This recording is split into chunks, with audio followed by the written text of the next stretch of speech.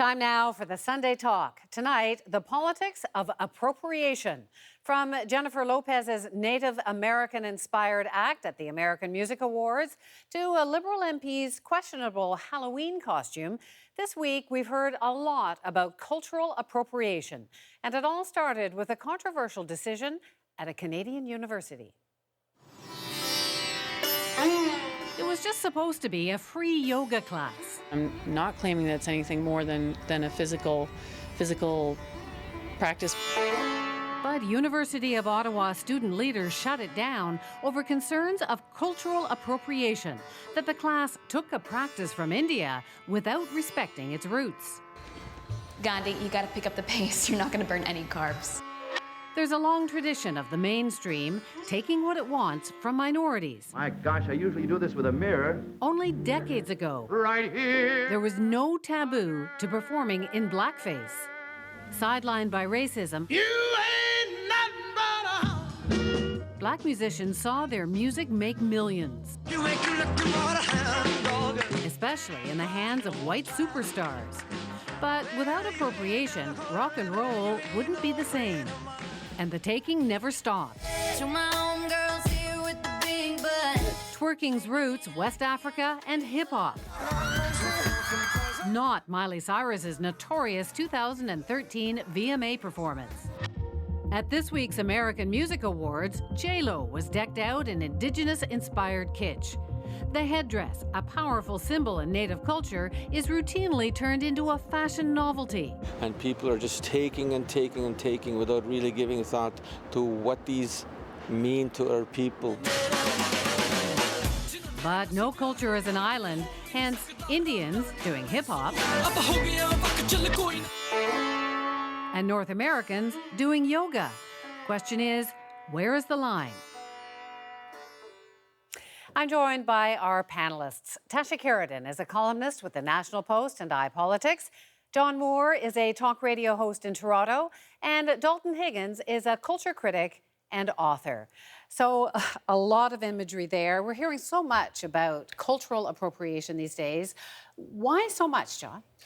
You know what? I mean, I don't want to dismiss it all because I think there are legitimate issues here and there is appropriation. And more importantly, I think there are things that aren't borrowed from another culture but are imitated in order to, kind of cast aspersion on the culture.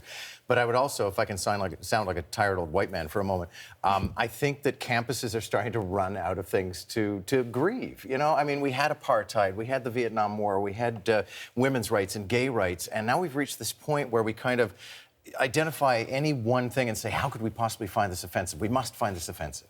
What do you think, Dalton? Why so much now? Right. I mean, I don't know if I agree with your position. I mean, I think because it's important that you did identify yourself as a white male, I think those on the receiving end of these mass acts of appropriation are going to view Jennifer Lopez, what's happening at University of Ottawa very differently. And, I'm not here to be the appropriation police, but I think you do have to draw the line. A line has to be drawn in the sand, Tasha, what's your sense of why are we hearing why is this blowing open now?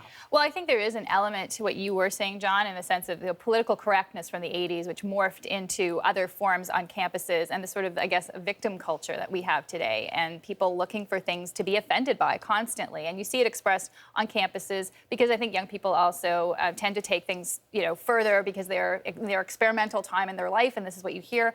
I do think, though, that there's also a greater consciousness, perhaps, of race issues. Black men being shot by police. We keep hearing this in the United States. Black men being carded in Toronto. People being followed in stores because they are suspected, because of their skin color, of being thieves. So I think people are conscious, very conscious of this. Unfortunately, I think and we'll get to the conversation about cultural appropriation, I think it's not the way to go to address those issues. I think in some ways, in fact, it almost trivializes what the real root of racism is. So little hints there that it maybe isn't the biggest deal in the world. Dalton, tell us why it can be seen as offensive. Well, yeah, I mean, it's a huge deal. I mean, when you look at, we see examples of, whether it's, Aboriginal headdresses, the bindi, the South Asian bindi thing, or people wearing dreadlocks, locks, I'm of Caribbean descent. Due to unfortunate human histories, there is a sort of power dynamic at play. So what I find is, members of the dominant culture, sometimes they may look at it as sort of trite, something to slough off. Hey, it's just something. It's just an accessory, a fashion statement. It's very light. But then when you're dealing with something sacred, like the native headdress, for anybody that, if you take the time to speak to somebody who is First Nations, Métis, Inuit, it has deep, rich meaning. It's sacred. It's not just something to sort of lightly, walk on a runway, and that's not what it is. It has meaning. Yeah. Yeah, sure. but it has meaning. But at the same time, think of Madonna in the 1980s. She wore crucifixes. The Catholic religion was part of her fashion statement constantly. And what bothers me is this notion of appropriation, because to me, culture is a fluid thing. Culture appreciates other culture, incorporates other culture. Amisha Brugger-Gosman sings opera, for example. She's a black woman. Why wouldn't she be able to do that? At the same time, you see the kilt, a Scottish symbol. It becomes a fashion. I mean, nobody talks today about that being cultural appropriation because anyone of any color or ethnicity wears a kilt. So to me, I just find it a debate that is, there's a difference between insulting, I agree, denigration, and appreciation. But I reject the notion of appropriation as a bad thing. So is it only offensive if it's the mainstream taking over the culture of the minority and not the other way around? Well, there is, again, due to history, like the point you make. First of all, political correctness. Can we just completely demolish, destroy that terminology? I mean, wish we could. No, could we? I mean, it's kind of like, people saying, yeah, Trudeau's cabinet is gender balanced now because, he's being politically correct. No, he's trying to represent demographic realities, so can we just altogether lose that? It makes me nervous, when I hear that terminology. But as far as, coming from, as a member of the Black community, I can give you an anecdote. I mean, we saw Elvis Presley, for example, a lot of musicians, whether it's Snow from Canada, a lot of the musicians from the dominant culture that end up, raking in the millions and, zooming to #1 on the Billboard, pop charts by lifting and borrowing, tenets of Black culture. Certainly in the Black communities, they do find that to be kind of, it's offensive. It's weird to us because you invented something, you innovated something, and you're not reaping any of the rewards, political, social, economic, or otherwise. So it's really confusing to see. Yeah. Isn't it almost a Darwinian process, though, where things well up and then other people begin to adapt them? And that happens in music. It happens in fashion. And I agree entirely. A woman wearing a native headdress on a runway is wrong. But fashion inspired by Indian pants or inspired by Japanese kimonos is borrowing the best of another culture, not necessarily stealing or denigrating it. Right. Well, So where's the line then, John? Yeah. Well, there How is do a you line. figure it out? That's the funny thing. I mean, it's sort of like what Justice Brandeis said about pornography. You know it when you see it.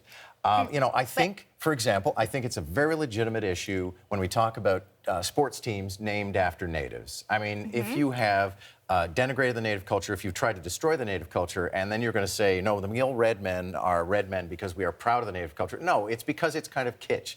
And, there was a cartoonist. And now the Eskimos. Right, and the Eskimos. And it's somebody actually came up with a cartoon, like, we would not have the Brooklyn Yids or the San Francisco Slant Eyes. But that goes exactly to the issue. It's denigrating. And I agree, you do cross lines. And we were seeing the images of blackface, for example. That is denigration. You would not do that today. That cultural norm has shifted. But I will take issue with you with the Native American headdress, for example. She's not impersonating someone. She's not pretending to be Native American. She is appreciating it for the beauty that it is. Just as, like I said, Madonna wore crucifixes. That was a religious symbol, too. Yeah, but, people can be offended. I agree some people might be offended, but there's not an intent to offend. Has implicit meaning that I think the average white person probably doesn't understand. And it's been compared, for example, you wouldn't wear medals from, World War II just for kitsch, for fashion. Some guy got arrested for doing that. But there's always this feeling of, you love the culture, you love the tenets of the culture. Like, it's okay to, snack on beef patties, eat jerk chicken, but do you love the people? Are you even remotely concerned with, the people, the plight of the people? But isn't that good, though, that people do? This is the thing. I see it as exactly what we should be striving for. It's the opposite of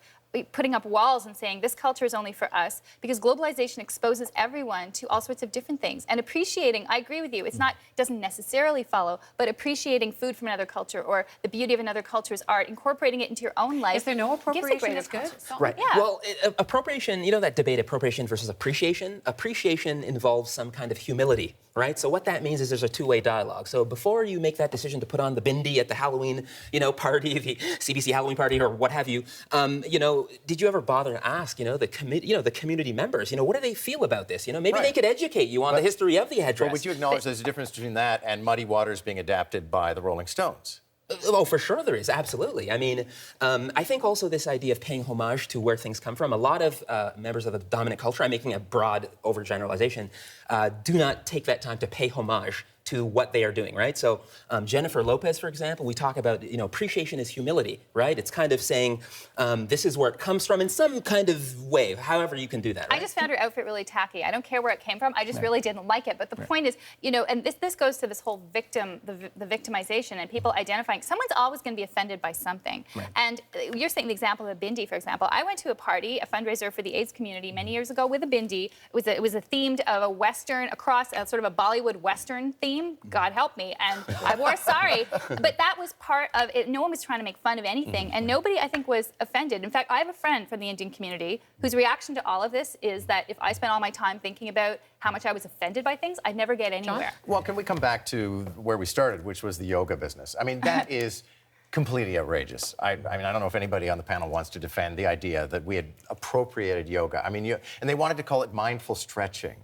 It's just an exercise. And yes, for some people, perhaps in India, there is a religious aspect to it. But this is just something we have borrowed, not stolen. And I can't think of anybody being insulted It's not even by borrowing. it. I mean, people engage in things. And Tiger Woods plays golf or played golf. No one said, "Oh my goodness, he shouldn't play that because it's a Scottish sport and he's black." Like this is why I think it goes both ways. Right, but we're almost out of time. Yeah, well, there has to be a tipping point. Okay, so in the United States, there's a woman Rachel Dolezal, where that's on the extreme end of the white woman. She's white from Montana, and she's taken on black identity, yeah. and so I'm sitting here thinking, what would compel one to sort of all of a sudden want to be black? I don't Right, get but that. that's crazy pants. It's not stretching. It's not downward dog. Maybe it's undiagnosed, mental health issues. I don't know. It's something else, Yeah.